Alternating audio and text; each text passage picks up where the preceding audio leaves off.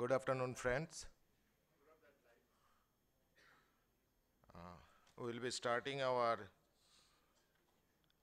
endothelial keratoplasty session, and I'll call upon the other co-instructor, Dr. Rajesh.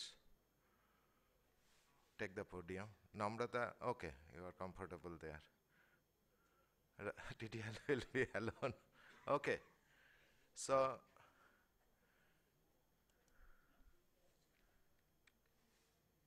not moving.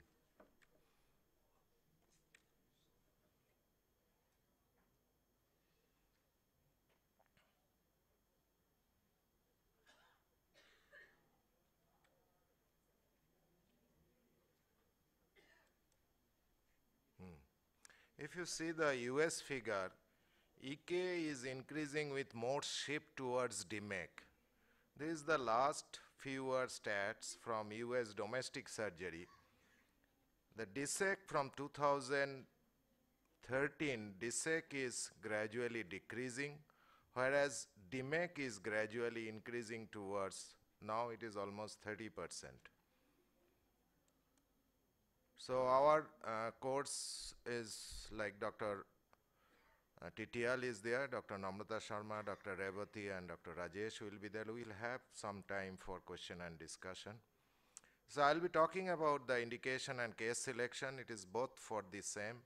Little difference maybe in some of the cases for the beginners. So it is basically with endothelial dysfunctions. And the first indication in our country is pseudophakic corneal edema or frank PBK with posterior chamber IOL. And sometimes in advanced cases, there is a debate whether DSEK or DMEK. Yes, when you learn the subject, you can do the DMEK, and you can do it in two-step procedure. Like first you do epidebridement with BCL, watch for the thing, and then you can shift to DMEK.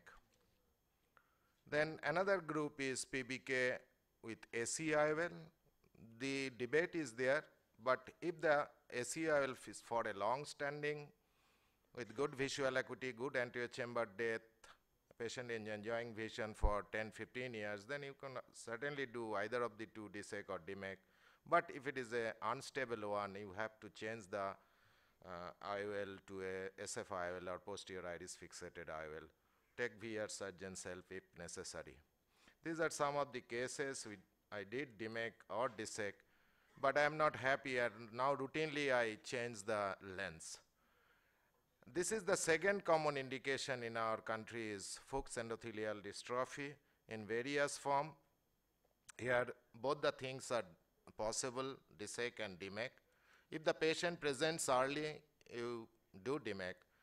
If the patients come late, initially you do DSEK, but later on you can also do DMEK in these cases. But if you do IOL as a primary surgery, then you are thinking for later, like borderline cases, always give the guarded prognosis and counsel the patient that any EK procedure will be later on, and IOL power calculation, you keep the target myopia, like for DSEK it is, I keep like 1.5, for DMEK like 0.5. And only DMEK, if only DMEK or DSEK is considered as a primary surgery, especially for younger patient, you can go for phakic DSEK or DMEK, but if the patient is 40 years or older, you go for combined surgery. Another indication for DMEK or DSEK, post DSEK fail graft, because we are doing for last 11-12 years, and where they are now the graft is changing, so from DSEK to DMEK.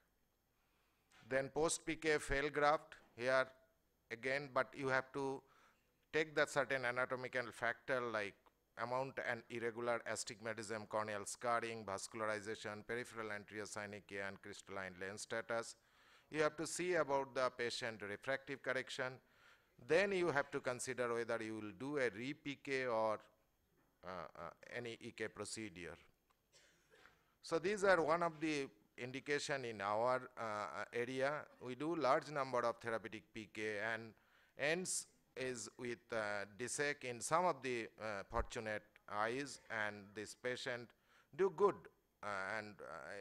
Rather than normal PK, these are the group, because you do larger graft, so your graft attachment for DMEK or DSEK is better rather than normal regular 7.5 millimeter graft. This is the DMEK example I did last week, and this patient is doing fine now. So post-trap tube shunt, these are all difficult cases because you cannot achieve the AR tamponade which you want, and both DSEK and DMEK possible. Probably DMEK because is better, because DMEK we don't want that much tight anterior AR tamponade.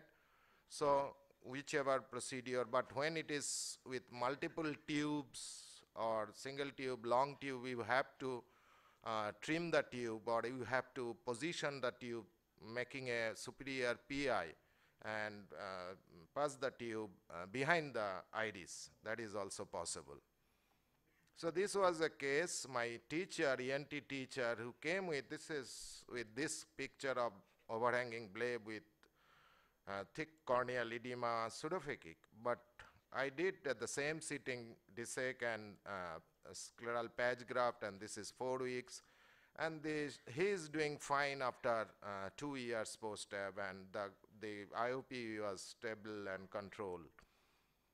So these are the contraindication, like other indication are CHED, PPCD, ABK, eye syndrome, post-traumatic, and post-HSB, CMB endotheliitis, induced corneal edema. So this is one HSB endothelitis, upper one is, this is for DMEK, so we can do DMEK. This is eye syndrome. Eye syndrome, now I feel that DMEK is better than DSEK because there is less chance of iris lenticular edge touch. And contraindication like aphakic cases, vitreous, this is for the beginners, but if you can do very good vitrectomy, good. But extensive pass with iris, it is very difficult. Unstable anterior chamber where you have to do a lot of things, you can go for DSEK, but not for the beginners. These are the other example, like these are severe Fuchs, severe vascularization. This is aphakia with almost aniridia. This is shade with thickness more than 1000 micron. This is one history of IOL. You see the corneal thickness. Here you cannot do any of the procedure, or if there is even in Fuchs dystrophy, you find some scarring, so you have to go for PK in those cases. So in my series, I have completed almost more than 1200 DSEK surgery, and you see that pseudophakic corneal edema or PBK is 64%, Fuchs is like 20%, others are there. What happened?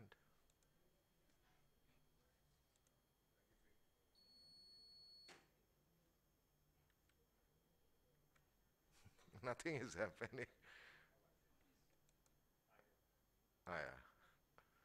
So, and the DMEK I have done just over, and you see that the DMEK, the importance is the Fuchs dystrophy is increased. We have a lot of Fuchs in our part, and because we are taking early cases, this Fuchs dystrophy is also increasing. Both are almost same, pseudophakic bullous corneal edema and the Fuchs with or without cataract. So this is quite high rather than North India. If you say that I am more aggressive for DMEK nowadays, you see that last year, 2016, I started. And if you see that, I got some tips from American Academy, my friends, and gradually the DMEK figure is increasing. Every month it is more than 20. So I am fortunate I have very good patient pool. So you should have a good patient pool for both the surgeries. Whatever you do mistake, you can learn from the first one and you can apply into the second one. So summary ideal cases for the beginner like pseudophakic corneal edema, early PBK, early Fuchs and cataract, DSEK triple or DMEK triple. Anterior chamber visibility should be good, central round pupil, no vitreous, so you have to manage vitreous. IOL in the bag is preferable with good centration. Should not be any big, large ER capsulotomy. ER tends to go behind. and IOP should be within normal limit. Thank you.